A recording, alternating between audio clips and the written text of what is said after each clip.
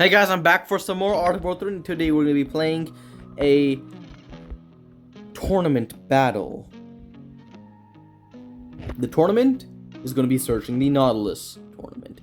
Basically, I am yellow. Have you guys noticed what that means? It means that we will be playing a same faction resistance tournament battle in the Searching the Nautilus tournament.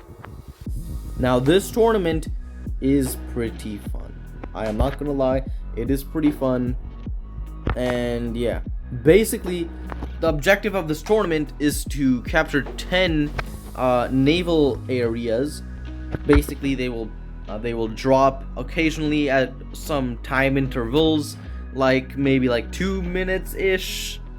Yeah, so it'll be dropping like that, and your objective is to capture them.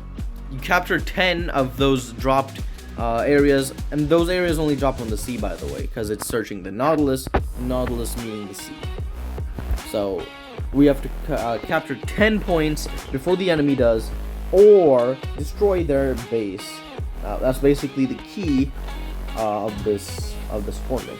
And so, since this is a naval tournament, you are going to have to get shipyards within deployment time. Because you need naval units fast, because look, the drop points have already been marked, and they've already dropped. Also, I'm going to be collecting as many containers as I possibly can. This is a tournament battle, and so we're going to have to, we're going to need to get these resources. We can't be scarce on these resources because it's a tournament battle, and we need to win. Now, I have made two Caimans, so after I made my first few batches of Caimans, we will be upgrading to level 2 shipyard so we can get gators out. You always do this on the Searching the Nautilus tournament, so you can have a continuous stream of basic units to capture these early points while upgrading to a higher tier to get those heavy ships, so you can control the navy more effectively. That's the point. Of course, I just captured a container, a drop point, and 2 containers showed up. So each drop point does give resources as well. So there is an economic advantage to capturing these drop points as well. So basically, going for the navy is a really good investment, as well as just a requirement to winning. Of course, my enemy sends 1 Caiman in to attack 3 Caimans. Not a bright idea, but could just be a scout, of course. And as soon as I got my alligator out, I know it's going to be epic. I scout with 1 Caiman. We can see red is mass-producing Caimans. That's a lot of Caimans. Although red does not have any level 2 shipyards, which means no alligators.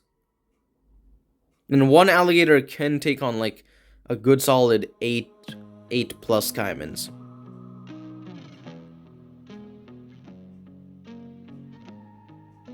Now that my alligators arrived on the scene, these Caimans have nothing. Nothing against the armament of a heavy corvette. Not corvette, corvette. My bad.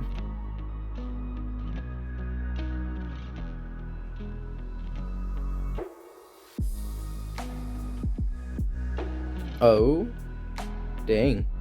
Resistance platform? More like Confed platform, because 2 torpedoes exploded at the same time.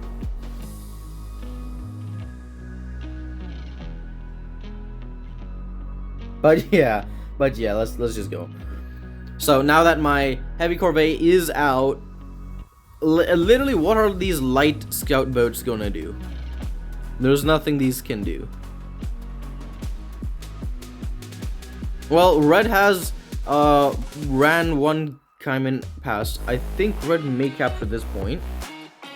It's a pretty high possibility, because alligators are slow, and I still need to capture this point. If I move my alligator over here to deal with that, the Caimans are just gonna march in over here, and I'm gonna lose this area. So I'm gonna have to hold this area. Of course, there is an enemy naval platform over here, so my troops can't go here. and my naval platform is preventing from my enemy's troops from going here. So it's basically like a Western standoff where it's whoever just gets the gun first wins. And I have gotten the gun first because I have heavier ships popping out.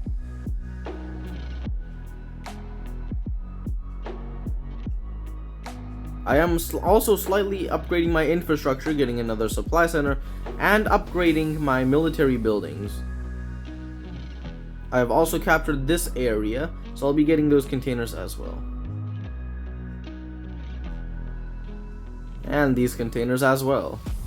And with the extra surplus of resources, I could just put a lot more buildings, including a naval platform for heavier defense. And we'll be getting a better solid fortification. And I have noticed that there's a container I have not gotten here yet, so we'll send in one rifleman to get that.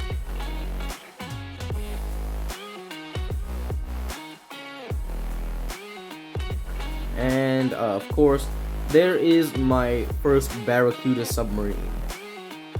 Barracuda submarines are really useful in resistance, same faction battles. Why, do you ask? Because they are the only unit that can fire torpedoes in resistance battles. Alright, no other units can detect them other than Barracudas themselves. So, Barracudas destroy gators and they outrange platforms. So if the enemy goes for Barracudas, you are forced to go for Barracudas.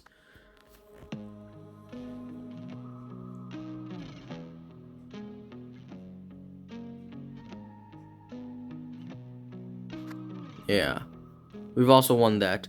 Although we do see red attacking from the north. We're gonna have to help with a few alligators, although I'm going to lose my platform.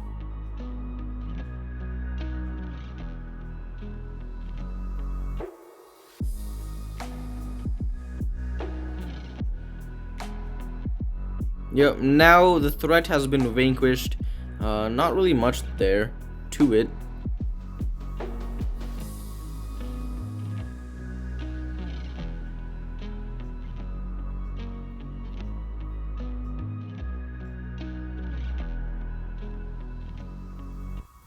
The red army is scattered as well. Units are they're running amok through my base, basically. The ground units.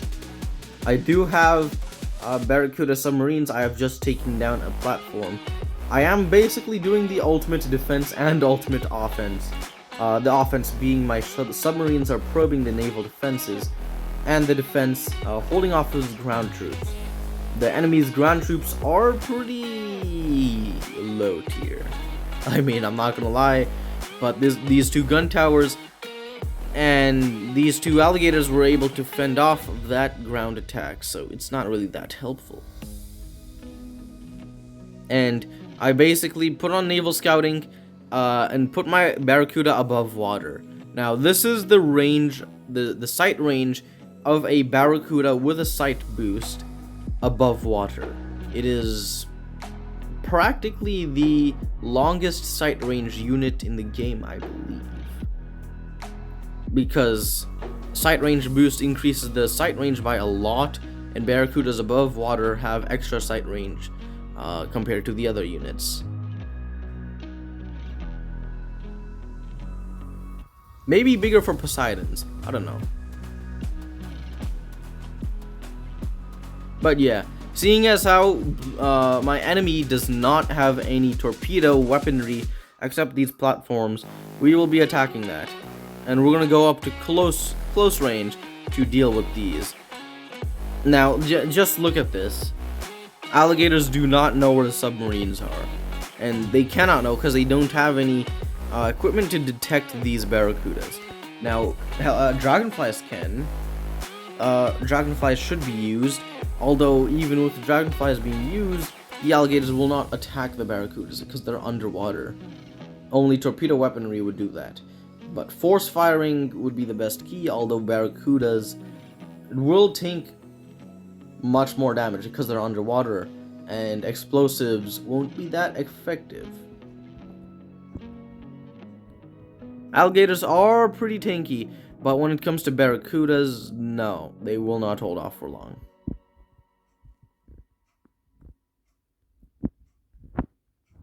Yeah, things are not looking good.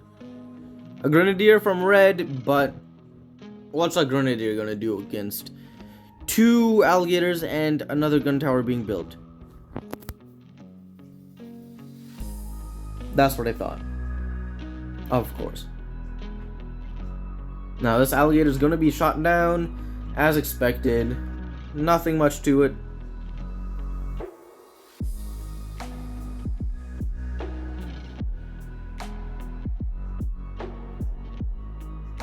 We're going to be probing my enemy's base with force firing from my barracudas. Having my alligators on patrol mode and my barracudas on force firing mode to basically deal some heavy naval damage. I'm gonna be attacking this area because I know that's where the HQ is.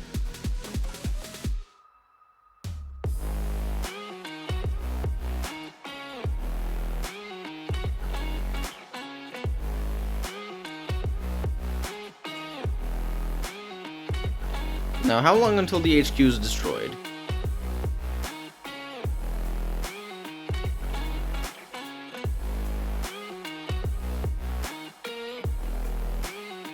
Yep, there it is.